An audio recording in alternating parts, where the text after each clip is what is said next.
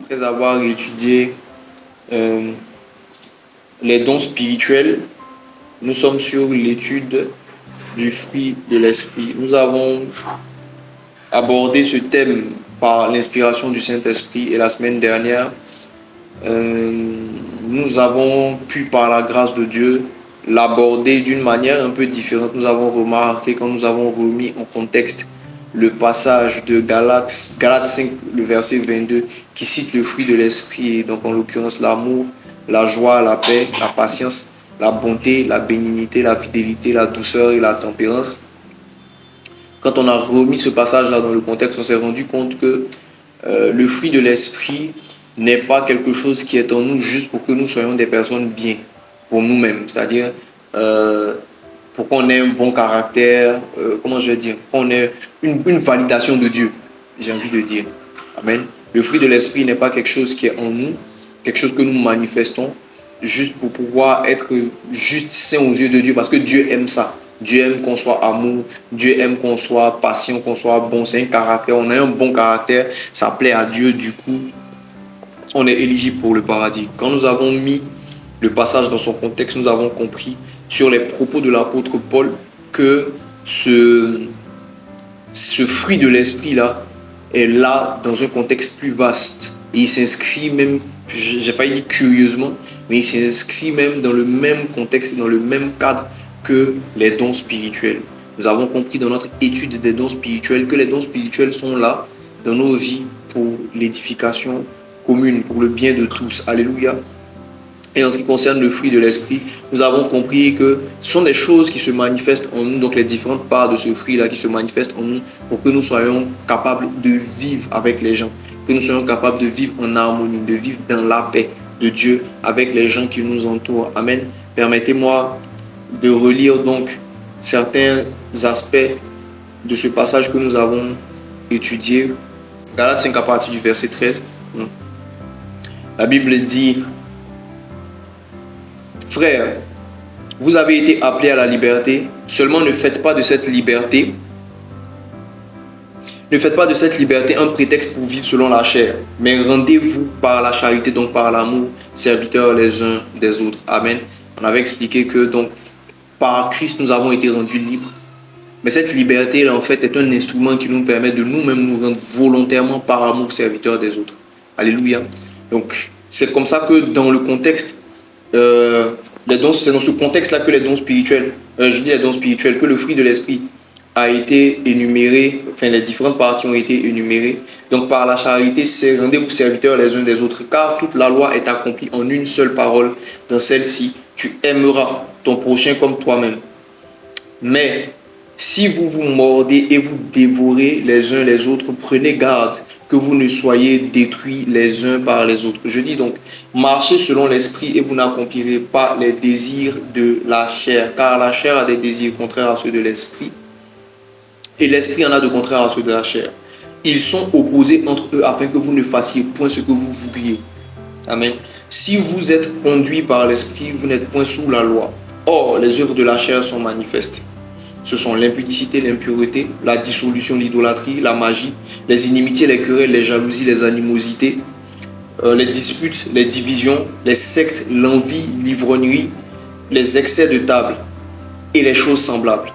Je vous le dis d'avance, comme je l'ai déjà dit, que ceux qui commettent de telles choses n'hériteront point le royaume de Dieu. Verset 22 maintenant. Mais le fruit de l'esprit, c'est l'amour, la joie, la paix, la patience, la bonté, la bénignité, la fidélité, la douceur, la tempérance. La loi n'est pas contre ces choses. Alléluia.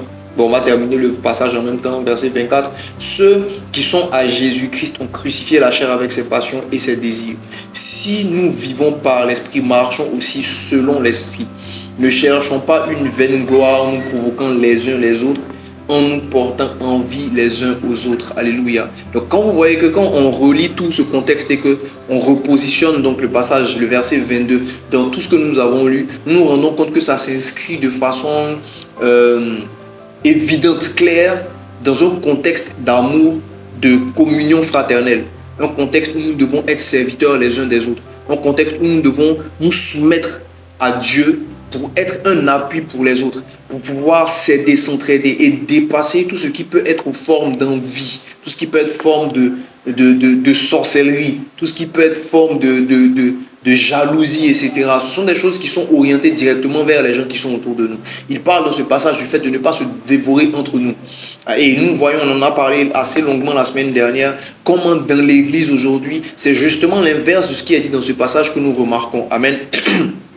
Je vous avais donné cette anecdote de cette sœur avec qui j'étais dans la cellule où on était, j'avais redémarré ma vie avec le Seigneur. Je vous ai expliqué à quel point elle se sentait bien à l'aise à l'aise dans sa marche avec le Seigneur, tant que elle avait l'impression que sa vie chrétienne ne concernait qu'elle et qu'elle n'avait pas de fardeau spécial à porter concernant la maison, chez elle, sa famille. Quand elle a appris qu'elle avait un fardeau à porter pour les membres de sa famille dans laquelle il y avait de gros challenges au niveau de la sorcellerie, etc. Elle a paniqué, elle a commencé à ne plus vraiment se sentir à l'aise. Amen. Pourquoi? Parce que souvent, de façon générale, nous les chrétiens, nous sommes dans cette... Et je parle de chrétiens sincères, je ne parle pas de personnes qui ne... Pour moi, ce n'est pas des chrétiens. Voilà, c'est peut-être de religion. Mais de vie, non. Quand je parle de chrétiens, je parle vraiment de personnes sincères qui cherchent véritablement le Seigneur. Mais dans beaucoup de cas, nous vivons dans un monde, nous vivons dans un environnement où pour nous, le plus important, c'est d'avoir notre relation avec Dieu. Nous sommes dans une relation avec Dieu. Nous faisons notre effort pour plaire à Dieu. Et nous tournons notre attention vers Dieu. Mais quand il s'agit d'avoir un rapport avec les gens qui sont autour de nous, automatiquement nous avons un bug. Quand il s'agit d'avoir un service vis-à-vis des gens qui sont autour de nous, automatiquement nous avons un bug. Et vous avez beaucoup de personnes dans l'église comme ça qui sont dans cette logique et qui parlent du fait de vivre leur intimité, leur relation avec Dieu personnel. C'est-à-dire, ils sont avec Dieu, je peux rester à la maison, prier moi seul, je peux. Mais une fois qu'il s'agit de contacter le corps ou d'être en contact avec le corps de Christ, d'être en contact avec d'autres chrétiens, de donner ce qu'on a pour les autres, il y a un bug. Amen. Alors, dans les deux cas, quand on prend dans un certain sens les dons spirituels qui sont un équipement, et quand on prend dans un autre sens le fruit de l'esprit, qui est un caractère, ces deux choses-là viennent travailler ensemble pour nous permettre d'être efficaces pour servir les autres. Amen. Nous sommes encore sur terre, on l'a dit quand on parlait du service, pour servir. Nous sommes sur terre pour servir, pour accomplir une mission. Nous ne sommes pas sur terre juste pour être là. On est encore sur la terre parce que le Seigneur estime qu'il y a un mandat que nous avons à accomplir. Et c'est ce mandat-là qui guide notre vie sur la terre. On n'est pas sur terre pour avoir une intimité avec Dieu. Comprenez-moi bien. Nous avons besoin, et c'est vital, un chrétien qui n'a pas d'intimité avec Dieu n'est pas un chrétien. Quelqu'un qui n'a pas d'intimité avec le Saint-Esprit n'est pas un chrétien. C'est l'essence de notre vie, c'est la nature, c'est de là que sort tout ce que nous pouvons avoir. Mais nous ne sommes pas sur terre que pour avoir une intimité. Notre but sur la terre, ce n'est pas le fait d'avoir une intimité avec Dieu. Amen. Comme je le dis souvent, l'adoration dans le ciel est d'une autre dimension. Et l'adoration, c'est l'essence même de l'intimité. Donc l'adoration dans le ciel est vraiment d'une autre dimension. S'il s'agissait simplement d'un challenge d'intimité, le Seigneur nous aurait ramené vers lui. Et nous serions là-bas en train de l'adorer parfaitement, loin de la chair, de ses passions, de ses désirs, des agressions extérieures, que ce soit physique ou que ce soit spirituel. Amen. Mais si nous sommes encore sur la terre, c'est parce que nous avons une mission à accomplir. Nous sommes sur la terre pour accomplir une mission. Nous sommes nés sur la terre pour accomplir une mission. C'est vrai, on chante ce chant qui dit « Je suis né pour t'adorer ». C'est pas faux. On existe pour adorer Dieu, pour avoir une relation, etc. Mais on est né sur la terre, formé par Dieu sur terre pour une mission, pour un but. Et c'est pour cette mission-là que nous allons rendre des comptes. Amen. Et réussir cette mission passe par un équipement, les dons, mais passe aussi par ce qui alimente les dons. Quand nous avons étudié les dons spirituels, je vous ai expliqué que l'amour est le carburant des dons. Alléluia. Et lorsque nous voyons la liste du fruit de l'esprit, le premier qui est cité, dans le premier ingrédient, ou bien la première composante du fruit de l'esprit qui est cité, c'est l'amour. On dit l'amour, ensuite viennent la joie, la paix, etc., etc.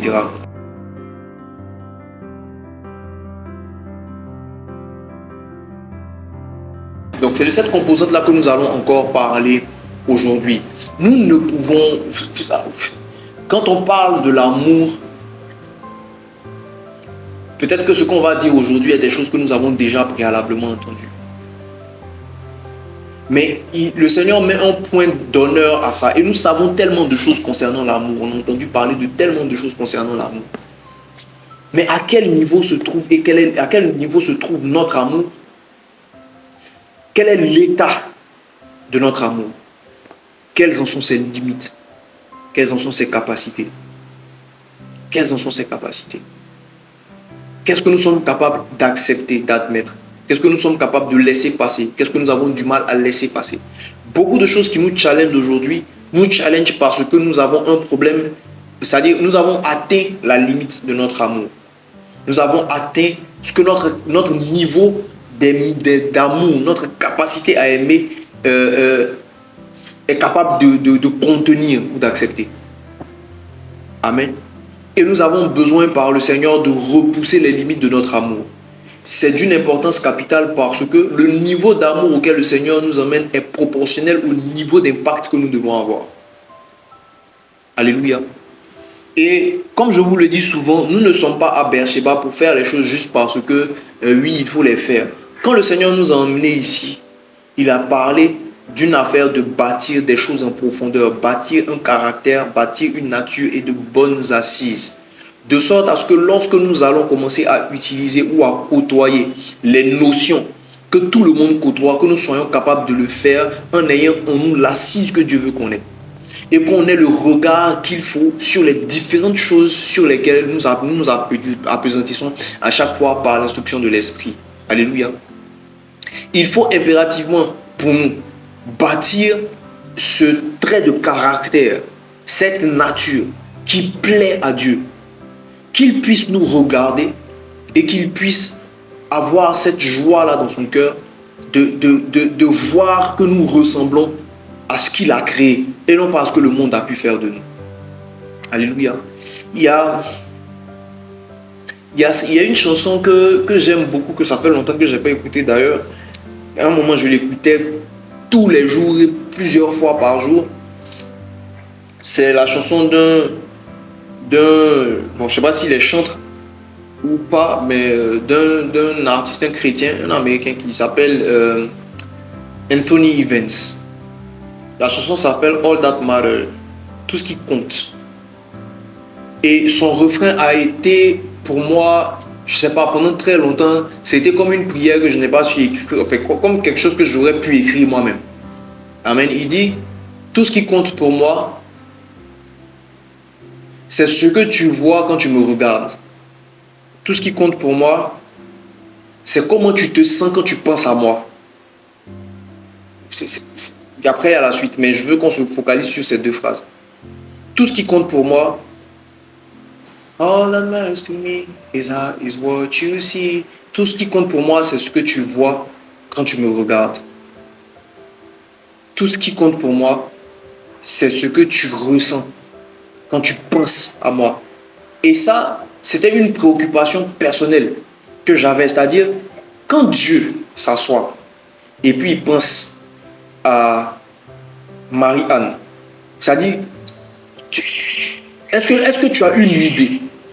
Colombe, Monica, chacun d'entre nous ici, Marie-Ange, Messica, Abraham, est-ce qu'on a une idée de ce à quoi Dieu pense quand il pense à nous?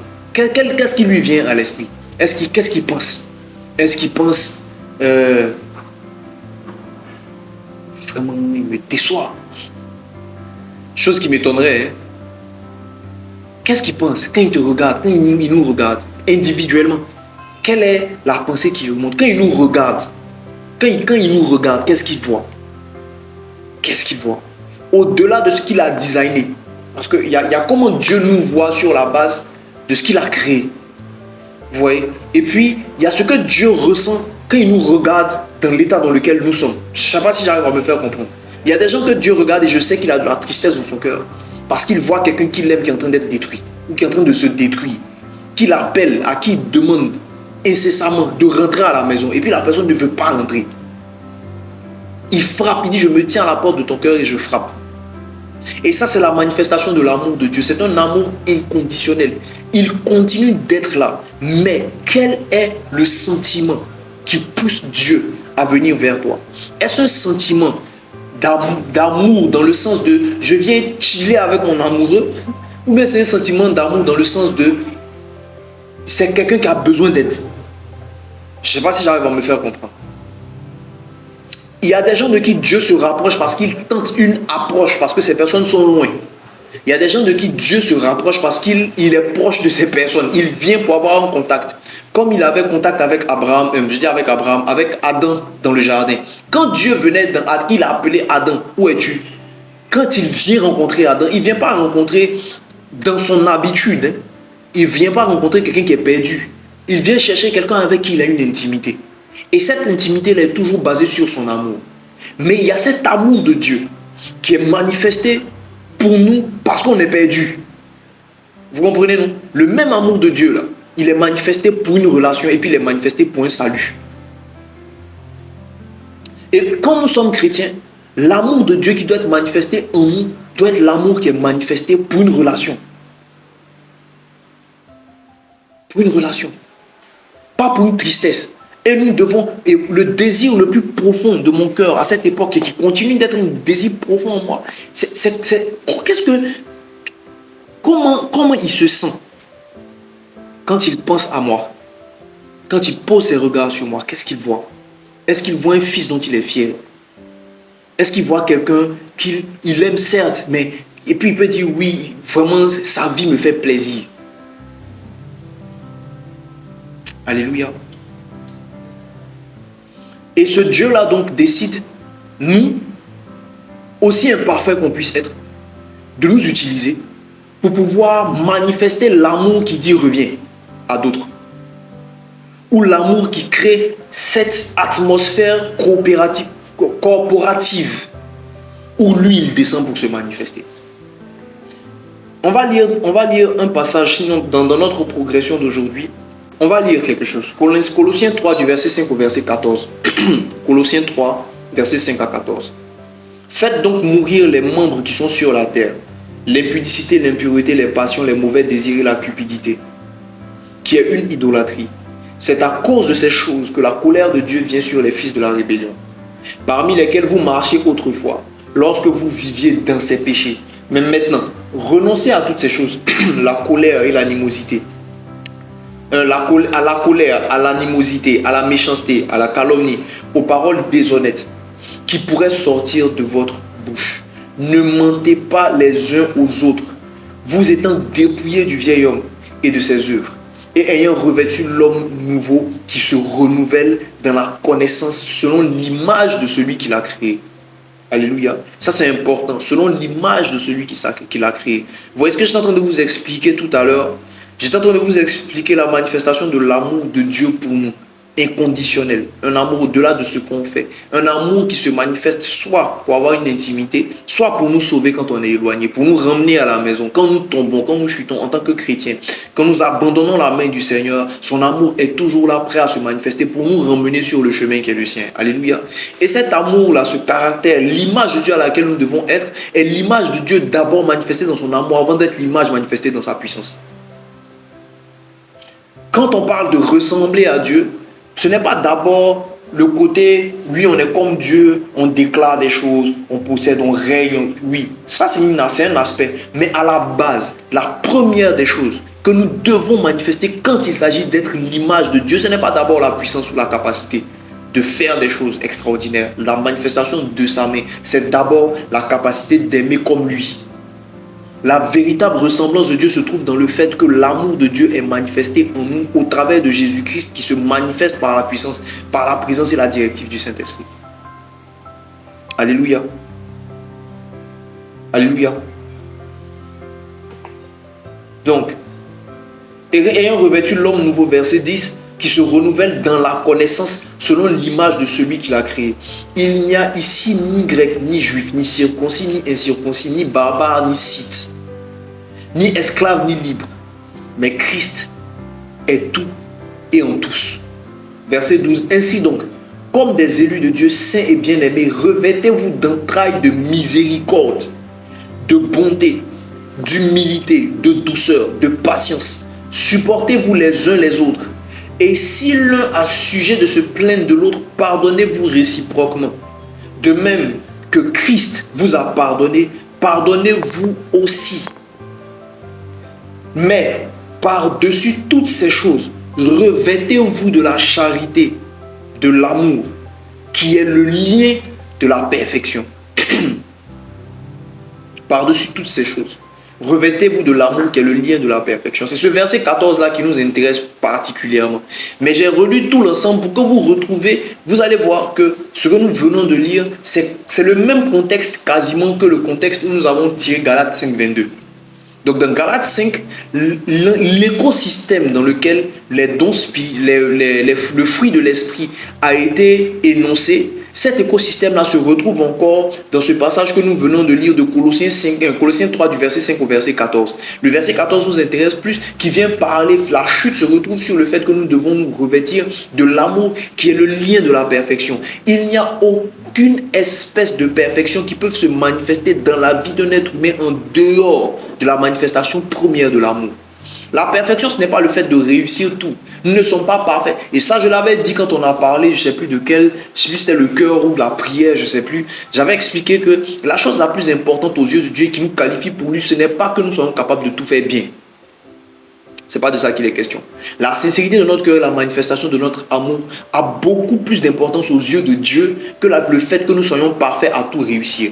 Et on le dit tout le temps. Et si on revient là-dessus, on va voir que l'homme, selon le cœur de Dieu dans la Bible, était un homme imparfait. Un homme qui a fait des tas de bêtises, qui a fait des erreurs incroyables, qui a déconné, mais qui reste cependant l'homme selon le cœur de Dieu. Et quand vous traversez toute l'histoire de Genèse jusqu'à l'Apocalypse, vous réalisez que toutes les personnes que Dieu a choisies avaient des tas criades évidentes qui se manifestaient. Abraham a menti à plusieurs reprises. Il a été capable de faire des choses le père de la foi n'a pas été parfait dans sa foi. Parce qu'à un moment donné, il a voulu aider Dieu. Lui et sa femme ont voulu aider Dieu à réaliser une promesse que le Seigneur lui avait donnée. Même le père de la foi n'a pas été Abraham ici. Même le père de la foi n'a pas été parfait, même dans sa foi. Mais il est quand même le père de la foi. Parce qu'il y a eu un moment où lui et sa femme se sont mis à dire, bon Seigneur, bon d'accord. On dit, tu vas avoir un fils. Abraham dit, qu'Ismaël vive devant ta face. Dieu dit, oui, Ismaël va vivre, mais je ne suis pas en train de te parler d'Ismaël. Je suis en train de parler du fils qui va sortir de la femme que je t'ai donnée, Sarah. Vous comprenez? Dans toute sa foi. Mais le Seigneur lui a imputé à justice le fait qu'il lui ait fait confiance. Il n'a pas dit, comme tu as douté un moment, comme tu as essayé de prendre des raccourcis, je considère que tu es bizarre. La perfection ne se retrouve pas dans le fait de tout réussir. La perfection se retrouve dans le fait que nous soyons capables d'aimer Dieu. Et au-delà d'aimer Dieu, cette perfection est manifeste dans notre capacité d'aimer les autres. Alléluia. Mais aujourd'hui, on a des personnes, on a une église qui bâtit des personnes qui sont dans la performance. Parce que nous avons l'impression que c'est au mérite que nous arrivons à plaire à Dieu et à lui ressembler. Ça n'a jamais été le but de Dieu. Et cette notion-là, aujourd'hui, on dit nous sommes dans la foi.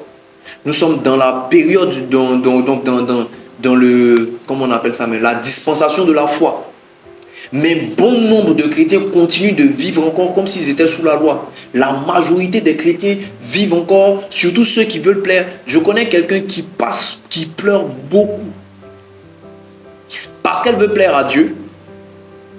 Et parce qu'elle n'arrive pas toujours à faire ce que le Seigneur attend d'elle. Et elle se met une pression énorme. Je lui dis, la pression que tu as dans ton cœur, en fait, ce qui te pousse derrière là, c'est bon, c'est bien. Mais l'état dans lequel ça te met là, c'est pas Dieu qui est derrière ça. Cette pression de vouloir tout réussir, d'être responsable dans l'église et puis de ne pas forcément tout bien faire, d'avoir des moments quand elle baisse le régime, elle culpabilise au point de, je l'ai dit, j'ai dit, ton amour pour Dieu, oui. Mais il faut maîtriser ce caractère, cette pression que tu te mets là, de ne pas être parfaite. De ne pas tout réussir. Parce que Dieu n'attend pas que tu sois parfait. L'amour que tu ressens est largement suffisant à ses yeux pour que toi, tu sois, qui t'aime. Tu es déjà un parfum de bonne odeur. Tu n'es pas un parfum de bonne odeur parce que tu fais tout correctement. tu as un parfum de bonne odeur parce que Dieu voit la sincérité de ton cœur. Et il sait qu'il peut compter sur la sincérité de ce cœur-là pour t'utiliser pour faire du bien aux autres. Dans ce genre de cas-là, même quand tu as des tares, Dieu est le même, lui-même, il est le premier à couvrir ces tares-là. Et à faire de toi quand même un exemple. Les gens qui sont des exemples ou des modèles aux yeux des gens, ce n'est pas des personnes qui sont parfaites. Jamais. Sauf, et ce genre de personnes, même quand leurs erreurs arrivent à ressortir à la surface, bien sûr, il va toujours y avoir des personnes qui vont parler. Il va toujours y avoir des gens qui vont... Mais ça dit que Dieu les relève. Il y a des gens même qui vont venir se porter garant. Je ne parle même pas de fanatisme. Parce que leur cœur et leur sincérité parlent plus haut que leur tare et leurs défauts. Défauts en griffe. Parce que je suis de ceux qui disent que les défauts n'existaient pas. Alléluia. Alors, il cite tout ce contexte-là. Il parle du fruit de la chair, etc., en opposition à la volonté de l'esprit. Amen. Donc, il dit, on avait dit ça la semaine dernière, on dit, marchez selon l'esprit, vous n'accomplirez pas les œuvres de la chair. Donc, le fait de marcher par l'esprit, par le fruit de l'esprit, nous permet de ne pas accomplir les œuvres de la chair. En vrai, on pourrait dire quoi? Que ce qui nous emmène à ne pas pécher, ce n'est pas notre perfection. Ce qui nous emmène à ne pas pécher, c'est marcher par l'esprit. Et marcher par l'esprit se résume dans le fait d'aimer. Parce que l'amour est le lien de la perfection. C'est bizarre. Quelqu'un me comprend? Je vais revenir sur Galates. La chair a des désirs contraires à ceux de l'esprit et l'esprit en a des contraires à ceux de la chair. Ils sont opposés entre eux afin que vous ne fassiez pas ce que vous voulez. Si vous êtes conduit par l'esprit, vous n'êtes plus sous la loi. Vous voyez? Si vous êtes conduit par l'esprit, vous n'êtes plus sous la loi. Ce passage-là, parce que dans le passage de Galates 5, vous voyez que il y a cette partie-là où la loi réapparaît. Et donc, il dit que le fait d'être conduit par l'esprit, c'est ce qui nous empêche de marcher selon la chair. Si tu marches selon la chair, tu ne marches pas dans l'esprit. Si tu ne veux pas accomplir les œuvres de la chair, accomplis les œuvres de l'esprit. Amen. Et il dit, celui qui marche par l'esprit, là, il n'est pas sous la loi. Et les œuvres que l'esprit manifeste, là, la loi elle-même n'est pas contre ça. Donc ce qu'il est en train de mettre en exergue, c'est le fait que la loi a des limites. Et que tant que nous allons essayer de marcher dans ce mérite, dans ce désir de vouloir être parfait, de pouvoir tout réussir, de pouvoir faire tout bien là, nous allons nous retrouver d'office sous la coupole de la loi. Et à cause de la loi, c'est ce que l'apôtre Paul dit quelque part. Je ne sais même plus si c'est l'apôtre Paul ou si c'est en hébreu, où on parle du fait que la loi existait, c'est la loi même qui donne de la vie au péché. Amen. Jésus ayant accompli la loi, a vaincu le péché. Notre perfection aux yeux de Dieu ne se trouve pas dans le fait de tout réussir comme la loi le demande. Car dans tous les cas, la seule personne qui a tout réussi en ce qui concerne la loi, c'est que Christ. Et Christ a déjà tout réussi selon la loi. Et ce n'est plus nous qui vivons, mais c'est Christ qui vit en nous. Et ce que Christ, on va le voir devant, ce que Christ nous demande, il a donné un commandement. Le commandement que Jésus a donné, ce n'est pas soyez parfait. On va le lire tout à l'heure. Le commandement que Christ a donné, ce n'est pas réussissez tout. Non. Amen. On va lire ça tout à l'heure. Donc on dit, par-dessus toutes ces choses, donc tout ce qui a été cité, quel que soit l'endroit d'où on vient, parce qu'il a cité ni grec, ni scythe, ni juif, etc. Nous tous là, à ce stade, nous sommes mélangés, atteints, touchés, reconquis, visés, guettés par l'amour de Dieu. Et cet amour-là, manifesté par le Saint-Esprit, nous emmène à faire quoi? À vivre une vie au-delà de nos origines. Quel que soit là d'où tu viens, quel que soit ce que tu as pu vivre dans le passé, quelles que soient tes erreurs ou celles de tes parents, l'amour de Dieu est bien trop haut, trop vaste, trop profond pour que ces péchés-là puissent en déborder. Il n'y a rien qui surpasse l'amour de Dieu pour nous. Notre responsabilité est de l'accepter et de laisser cet amour-là prendre dessus. C'est la raison pour laquelle, d'ailleurs, la culpabilité, normalement, ne doit pas pouvoir prendre... Ce que le diable se bat à faire, c'est de faire en sorte que nous doutions de la capacité de l'amour de Dieu à dépasser nos faiblesses et nos saletés, nos impuretés. C'est ça que le diable travaille à faire. Nous donner l'impression que l'amour de Dieu est limité. On parle du fruit de l'esprit en nous. Hein. Je ne suis pas sorti. Mais je suis en train de vous faire comprendre que nous ne pouvons pas manifester... Quand vous regardez, on dit le fruit de l'esprit. L'esprit là, c'est E majuscule. Ce n'est pas E minuscule. Quand vous prenez votre Bible, esprit là, c'est pneuma. C'est même pneuma là partout. Mais il y a certains contextes où c'est écrit E minuscule. Il y a certains contextes où c'est écrit E majuscule dans toute la Bible. Et là, dans le contexte du fruit de l'esprit, personnellement, pour ma part, je crois qu'il s'agit de quelque chose que le Saint-Esprit produit en nous. Amen. Pourquoi il en est la racine. Il en est la racine. Amen. Donc c'est un fruit qui émane de sa nature en nous. Du coup, si la première composante de ce fruit-là, c'est l'amour, et que nous sommes appelés à le manifester, il est d'abord important pour nous de comprendre à quel point l'amour de Dieu est déployé, manifesté en nous. Une fois que nous le comprenons, ça peut nous permettre nous aussi de manifester une forme d'amour pour les gens. Je vous donne un cas pratique. Une fois, on a eu une discussion, enfin, oui, c'était un friendship time. Et on a eu à parler justement du pardon à un moment donné de la discussion. Et tout le monde quasiment s'est rendu compte d'une chose. C'est que face aux défaillances des autres qui pouvaient se retrouver répétitives ou qui pouvaient se retrouver mais vraiment à un niveau assez profond, c'est aller loin quoi. La personne a poussé le bouchon un peu loin. Beaucoup de personnes ont réagi en disant oui, la personne vient demander pardon mais c'est trop facile. Ça dit oui, je peux pardonner mais ce qu'il a fait là c'est trop grave. Donc cadeau comme ça tu avais demandé pardon et puis je vais te pardonner. Je vais te pardonner mais actuellement là, je ne peux pas te pardonner. Et quand on a écouté les conversations, on en est arrivé à un certain moment par l'Esprit de Dieu à dire, mais en fait, est-ce que vous réalisez que c'est à cause de cette logique que vous avez là, que vous avez du mal à accepter et à croire que Dieu peut vous pardonner un coup? Vous êtes tellement convaincu, ça veut dire que par rapport aux autres, vous estimez que plus la faute est grave, plus il faut que la personne demande pardon plusieurs fois et que la personne fasse des choses particulières pour que l'amour là puisse prendre le dessus, puisse être manifesté. Du coup, quand vous vous retrouvez dans la posture où c'est vous qui avez fait quelque chose de grave et que vous devez demander pardon à Dieu, vous avez le sentiment que ça ne sera pas aussi facile que ça, qu'il faut faire des mains et des pieds pour que Dieu me pardonne. Du coup, vous allez rentrer dans des pénitences, rentrer dans des jeûnes interminables. Vous allez vous mortifier. Vous allez être malheureux, triste parce que pour vous, c'est tellement grave que Dieu ne peut pas vous pardonner en un coup. Ça là, c'est une attitude humaine, ce n'est pas l'attitude de Dieu. Et si nous arrivons à comprendre que Dieu pardonne une fois que nous avons demandé pardon, il y a des pertes de temps qu'on ne va plus avoir, il y a une marge de manœuvre qu'on ne va plus céder au diable. Parce que nous tombons et nous nous relevons sur la base du fait que Christ nous a pardonné et que nous avons l'assurance que nous redémarrons en étant sanctifiés de ce que nous avons pu faire il y a quelques minutes. Mais à cause de la culpabilité qui s'appuie sur le fait que nous avons l'impression, le sentiment qu'il faut une certaine démarche, il faut une manœuvre, il faut une procédure qui est plus ou moins longue en fonction du type de péché qu'on a fait pour que Dieu nous pardonne. La culpabilité a donc un champ d'action dans lequel elle se meut tranquillement et elle pousse ses pions jusqu'à ce qu'à un certain moment, tu ne reviennes même plus vers Dieu parce que tu te dis que là, c'est les foutaises, Dieu ne va pas me pardonner parce que ça fait trop de fois maintenant que je refais la même chose. Donc nous avons impérativement besoin de comprendre la portée de l'amour de Dieu manifesté pour nous. Parce qu'une fois la portée de cet amour manifesté pour nous compris, la portée comprise, nous allons être capables aussi de dupliquer cela envers les autres que nous sommes censés aimer. Parce qu'on donne, on dit, celui qui a beaucoup reçu, celui à qui on a beaucoup pardonné, est capable de pardonner beaucoup. Et on pardonne par amour. Amen.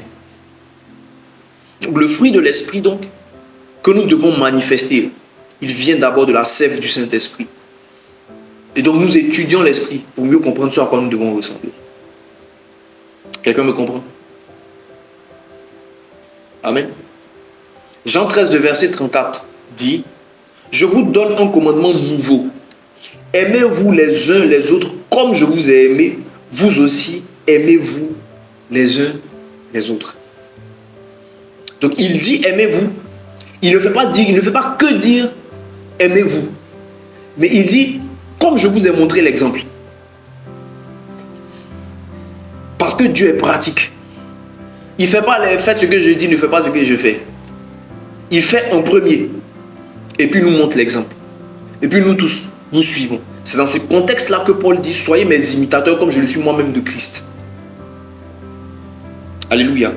Mais il y a une chose qui m'a frappé dans ce passage. C'est qu'il dit je vous donne un commandement nouveau. C'est pas ça? Je vous donne un commandement nouveau. Et puis il vient dire aimez-vous les uns les autres.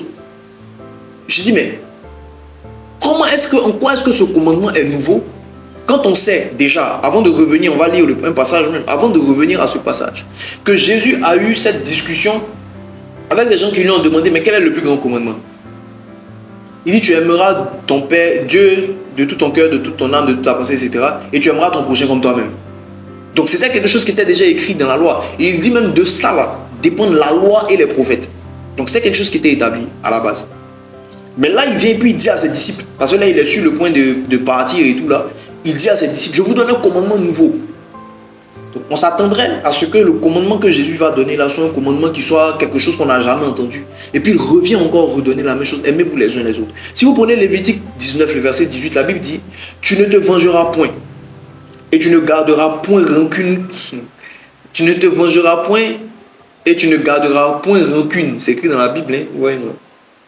C'est pas facile, hein? Tu ne te vengeras point et tu ne garderas point rancune contre les enfants de ton peuple. Tu aimeras ton prochain comme toi-même. Je suis l'Éternel.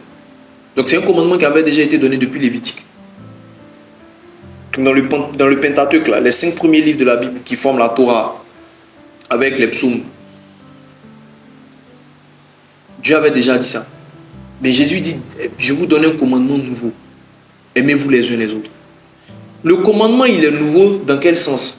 Dans le sens où il ne se limite pas au simple fait du commandement de base qui était tu aimeras ton prochain de tout ton cœur ou aimez-vous les uns les autres.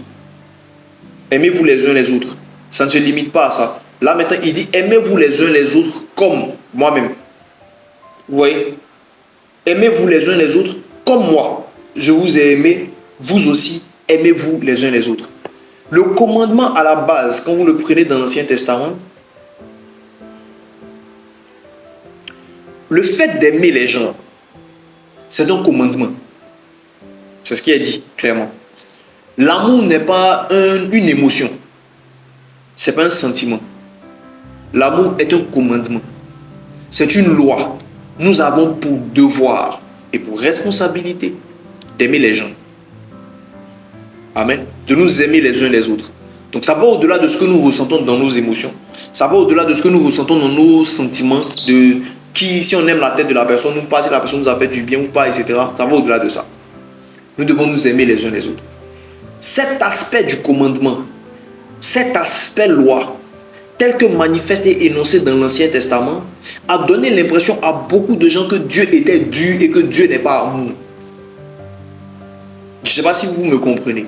Quand vous prenez l'ensemble des lois, des règles et quand vous regardez la manière dont Dieu se manifestait, il s'est manifesté à plusieurs reprises dans l'Ancien Testament, on a le sentiment que Dieu le Père, qui était la figure prédominante, on va dire, dans l'Ancien Testament, est un Dieu vengeur, colérique, nerveux, sans pitié, etc., etc., etc. À tel point que des gens ont un problème avec la notion de Dieu en tant que Père. Et avec Dieu, le Père, vous entendez souvent des trucs que Dieu même il a changé. Si c'était avant, il y a longtemps la terre s'était ouverte et puis tous ceux les étaient rentrés dedans. Et cette image-là est rattachée à Dieu le Père. Et comme je l'ai dit quelquefois par le passé, quand on prend Jean 3,16, Jean 3,16 énonce un amour manifesté. Mais je ne sais pas comment. Je pense que je ne suis pas le seul. En tout cas, moi, jusqu'à ce qu'il y ait le déclic par l'esprit dans ma tête, Jean 3,16 ne parle pas de Dieu le Père. Je vois Jésus directement. Je ne sais pas si vous comprenez. On dit bien, pourtant le passage dit bien, car Dieu a tant aimé le monde qu'il a donné son Fils unique, afin que quiconque croit en lui ne périsse point la vie, mais ait la vie éternelle. C'est comme si le car Dieu a tant aimé, on le dit. Mais notre esprit est plus en fait sur Jésus, parce que c'est le Nouveau Testament, c'est Jésus qui est venu mourir, etc. On ne réalise pas forcément l'ampleur du fait qu'en fait, la venue de Jésus là, est la manifestation de l'amour de Dieu. Je ne sais pas si quelqu'un me suit. Et je ne sais pas si ça vous a fait, si ce que je suis en train de dire a fait un déclic dans votre tête. Si vous ne m'avez jamais entendu parler de ça en tout cas. Mais moi, ça a fait un déclic dans ma tête. Je me suis rendu compte que car Dieu a tant aimé le monde qu'il a donné son Fils unique, c'est son Fils unique là qui résonne. Jésus est venu mourir à la croix. Jésus est venu mourir à la croix afin que quiconque croit en Christ ne périsse point, mais ait la vie éternelle. Mais la partie du début, le commencement, la base du passage là, car Dieu a tant aimé le monde qu'il a donné son Fils unique. Donc, l'amour de Dieu est manifesté en Christ. L'amour de Dieu manifesté en Christ Jésus. Il est l'expression de tout l'amour d'un Père sur terre. Jésus est amour. Il est l'expression de la manifestation de quand Dieu aime. La Bible dit que quand Dieu aime, il donne. Mais on a du mal à avoir cette image-là du Père aimant. On a l'image de Jésus comme étant la manifestation de l'amour. Et on a l'image du Père comme étant la manifestation de la colère. Le gars dur qui frappe. Mais il n'y aurait jamais eu de venue de Jésus si Dieu ne nous aimait pas. Jamais. Alors là, ce que Jésus dit, le commandement est le même dans la formulation, mais il est différent dans la dispensation. Pourquoi? Parce que ce n'est plus une loi, mais c'est devenu une vie manifeste. Vous m'avez vu. Parce qu'il a dit, il dit, celui qui m'a vu a vu le Père. Donc le fait de voir Jésus, c'est le fait de voir l'amour. Puisque Jésus est amour, nous voyons en Jésus l'amour de Dieu. Sa nature de base. Il dit, celui qui m'a vu a vu le Père. Il dit, mais comment vous dites, montre-nous Dieu encore, alors que vous m'avez vu? Il dit, je vous donne un commandement nouveau. Aimez-vous les uns les autres. Comme moi, je vous ai aimé. Alléluia. Aimez-vous les uns les autres. Comme moi, je vous ai aimé. Vous aussi, aimez-vous les uns les autres. Donc vous voyez que vous avez comme un sandwich, plus ou moins l'image. Vous voyez, non? Aimez-vous les uns les autres. Et au centre de ça, il y a comme moi je vous ai aimé. Et puis il redit encore, aimez-vous les uns les autres. On pourrait aller dans le sens et dire que le premier aimez-vous les uns les autres, là, c'est le commandement de base, là.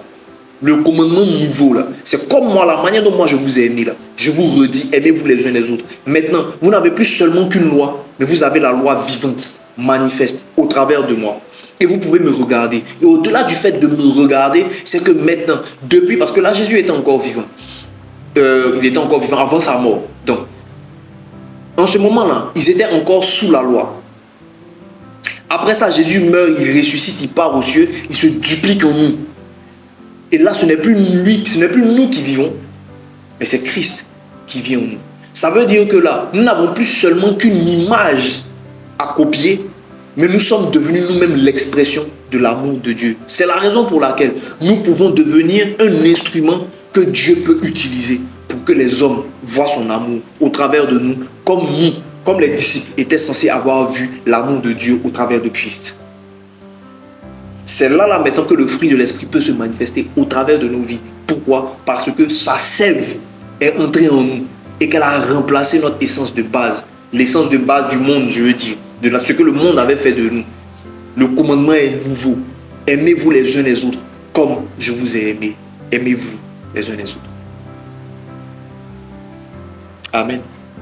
Éphésiens 5:2, la Bible dit, et marchez dans la charité, à l'exemple de Christ, qui nous a aimés et qui s'est livré lui-même pour nous comme une offrande, un sacrifice de bonne odeur. Ça là, ça nous ramène à Galates 5. Dit, vous avez été rendus libres. Cette liberté-là, ne prenez pas ça comme un prétexte pour faire tout et n'importe quoi, mais au contraire, utilisez-la pour vous rendre vous-même serviteurs des autres. Il n'y a pas de plus grand amour que de donner sa vie. Pour qui? Pour ses amis. Il n'y a pas. Il n'y a pas de plus grand amour. Il n'a pas dit pour son conjoint. Il n'a pas dit pour son papa. Il n'a pas dit pour sa maman. Il n'a même pas dit pour Dieu. Il dit il n'y a pas de... Et puis c'est Jésus lui-même qui parle. Il n'y a pas de plus grand amour que de donner sa vie pour ses amis. Il n'y a pas. Je pense que ça peut vous donner une piste sur le fait de pourquoi tous les mardis, avant de commencer à enseigner, on prie pour nos amis. Amen.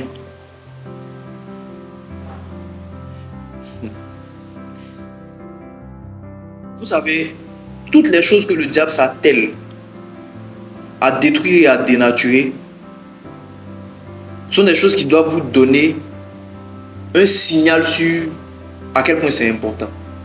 L'une des choses que le diable a tout fait pour gâter sur la terre, c'est la notion de l'amitié. À côté de celle du mariage. Il y a des gens qui ne croient plus en l'amitié. On dit l'amitié n'existe pas. On dit il y a chagrin d'amour, il y a chagrin d'amis. Comprenez? Parce que si tu ne crois plus que l'amitié existe, tu ne seras plus en position de te sacrifier pour un ami. Jamais. Jamais de la vie. Ça peut sembler rien, mais ça a son pesant. On devrait normalement, c'est-à-dire aux yeux de Dieu, le plus grand des sacrifices, chose à laquelle il nous appelle, parce qu'il dit que nous sommes des sacrifices vivants. Le plus grand des sacrifices qu'on pourrait faire à l'image de Christ, c'est de donner notre vie pour nos amis. Mais tes amis eux-mêmes, là, toi-même, tu as un problème avec eux à la base. Donc ça veut dire que ce que Christ a donné comme instruction, tu ne vas pas faire.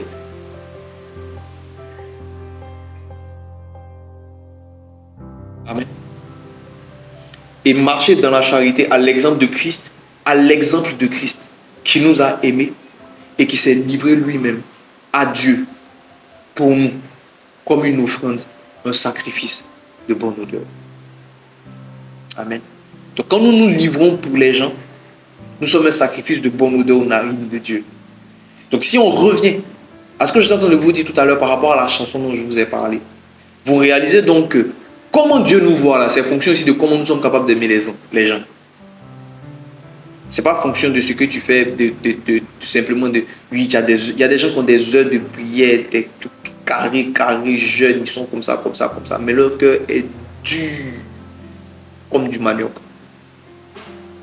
Dur.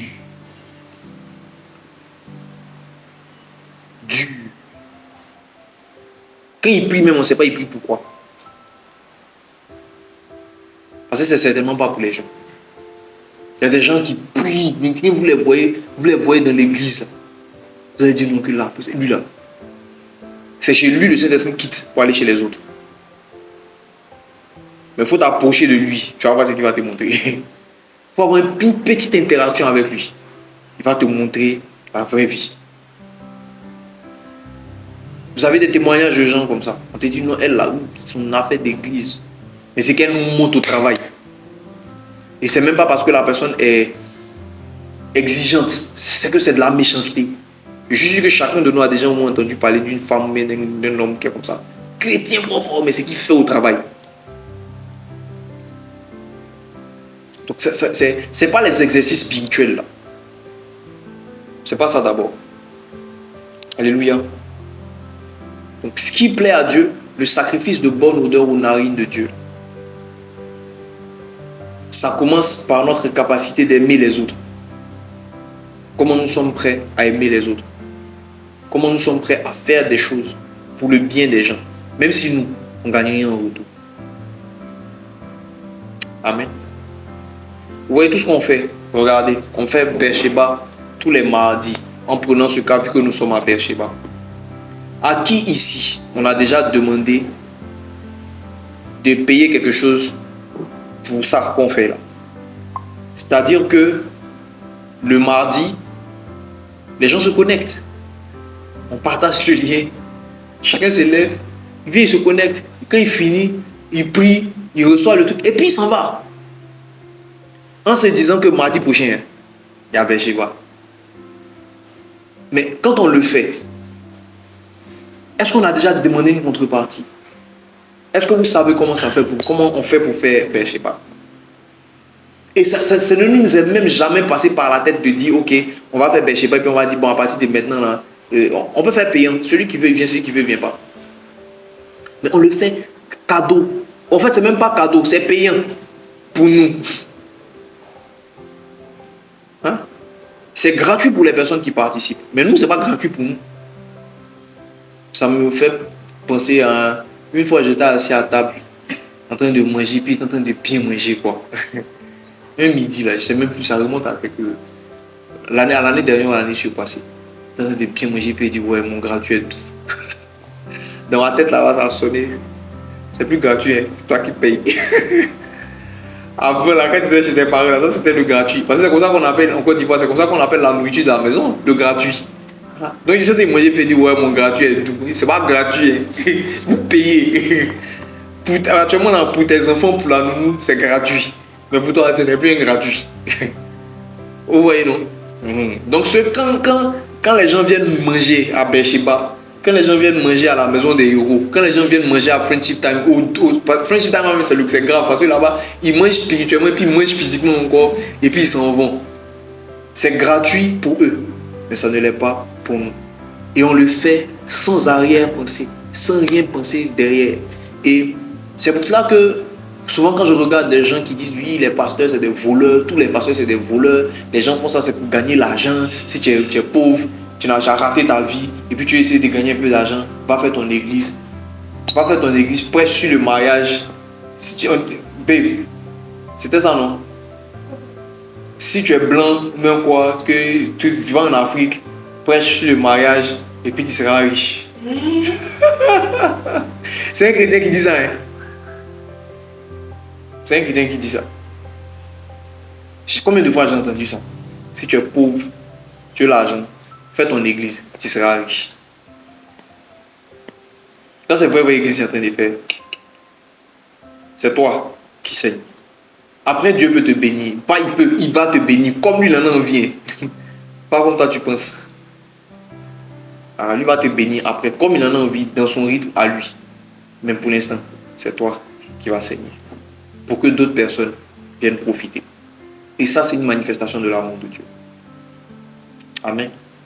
Mais à cause justement du fait que cet amour-là ne s'est pas manifesté de façon réciproque, parce que ici, quand vous regardez à cette réciprocité-là qui est demandée, il y a certains hommes de Dieu qui sont devenus des mamailleurs. Parce qu'il existe effectivement cette ingratitude des gens. Moi, je connais des gens, ça c'est pas témoignage de quelqu'un m'a raconté. C'est des gens que je connais qui ont prié pour des gens, les portes se sont ouvertes, et puis les personnes ont estimé que tu es trop petit pour qu'ils te donnent quelque chose dans l'argent. C'est le gars, il avait, je sais pas, 10, 20 millions, 30 millions bloqués. Quelqu'un prie pour toi, ça se décante. Tu dis, toi, tu ne peux pas donner, même la dîme de ça là, tu ne peux pas lui donner ça à lui parce qu'il est trop petit. Pourtant, c'est le petit là qui a prié, et puis ton marché s'est décanté. Et il y a des cas, il y a des multitudes de cas comme ça que je connais. Des multitudes de cas. Non, si tu fais ça, ça se décante, pasteur. Voici ce que je vais faire pour l'église. Voici ce que je vais faire pour l'œuvre de Dieu. Le pasteur, il se donne à fond, avec son cœur, pour prier pour que toi, tu ailles mieux. Quand tu reçois, tu t'en vas, tu estimes que c'est un petit pasteur. Ou bien tu ne vas même plus quelque part, mais tu vis ta vie là, tu n'as plus le temps pour Dieu. Et ça a rendu certains pasteurs exigeants.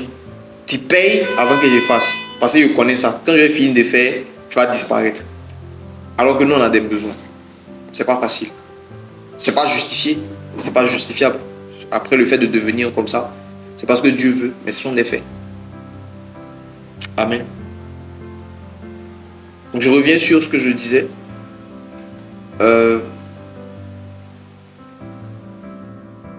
Nous sommes un sacrifice de bonne odeur aux narines de Dieu, quand nous sommes capables de nous sacrifier pour les autres, par amour. 1 Pierre 4, le verset 8. Avant tout, ayez les uns pour les autres une ardente charité, car la charité couvre une multitude de péchés. C'est ce que je vous ai dit au départ. Je dis l'amour de Dieu est tellement vaste que ça dit il n'y a pas nulle part où ton péché peut passer pour dépasser l'amour de Dieu. Ça n'existe pas, ni en profondeur, ni en hauteur, ni en largeur. Ça n'existe pas. La hauteur, la profondeur et la largeur de l'amour de Dieu, c'est trop vaste pour que ton péché puisse un jour marcher du centre pour aller jusqu'au dehors pour sortir. Toi étant inclus dans cet amour-là, c'est impossible. C'est impossible. Et moi, je suis de ceux qui croient que même les gens qui sont encore en enfer, déjà, Dieu continue de les aimer. Je le crois. Amen. Alors, si Dieu est comme ça, et que c'est en lui que nous puisons la source, la sève qui alimente le fruit de l'esprit en nous, ça veut dire que nous devons aussi avoir cette capacité-là, travailler, pousser notre amour au point d'être capable de couvrir une multitude de péchés. Mais nous aujourd'hui, sous prétexte souvent dans beaucoup de cas de non la transparence, non nous là, non, c'est là quoi là même là, c'est quoi les mots que les gars emploient là? Non, il faut pas composer avec le mal, avec le diable, il faut pas truc avec le péché, il faut être intransigeant, il faut être truc. Notre premier réflexe quand quelqu'un tombe, c'est de l'achever. direct. Et on dit non, on le fait parce que ouais, genre, il faut être intègre dans la présence du Seigneur. Dans beaucoup de cas, ce discours d'intégrité-là cache un manque d'amour criard, cache des cœurs durs, fermés, qui s'empressent à lancer la pierre aux autres. Il y a une de mes mamans qui disait quelque chose une fois, qu'un pasteur avait dit là.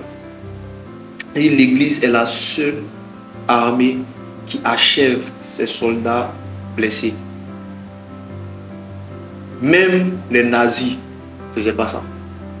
Je suis sûr que les microbes, les kounas qui sont aussi tout là, voilà, quand il y a un autre qui est blessé là, ils font tout pour essayer de le tirer au moins pour aller. Mais nous là, quand il y a un qui est blessé qui tombe, c'est nous-mêmes qui allons être les premiers à l'exposer sur la toile.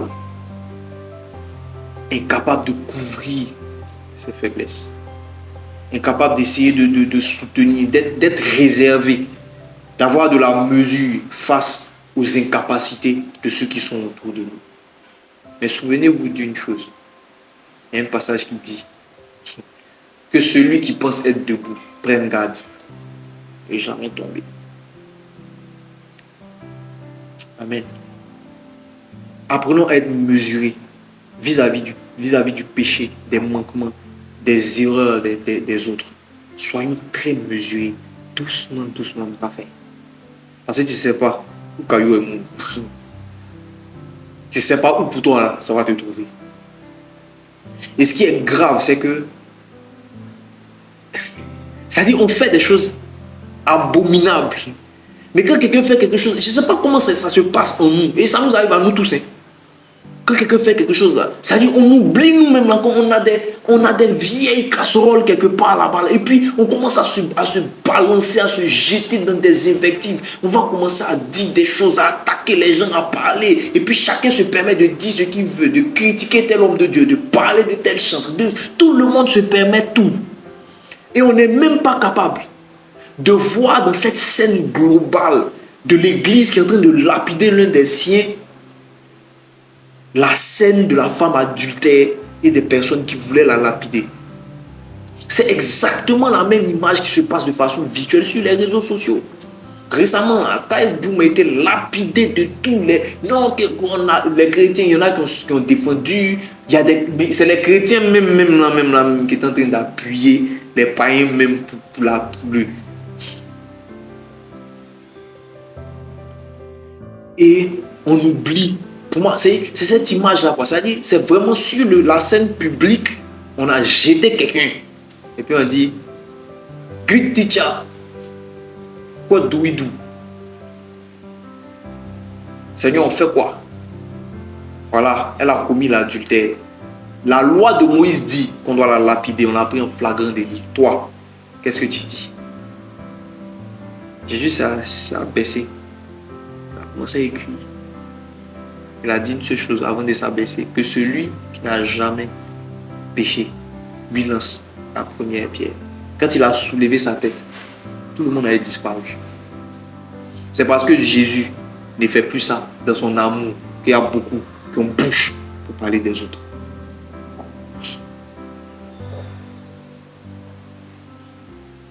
Avant tout, ayez les uns pour les autres une ardente charité, car la charité couvre une multitude de péchés.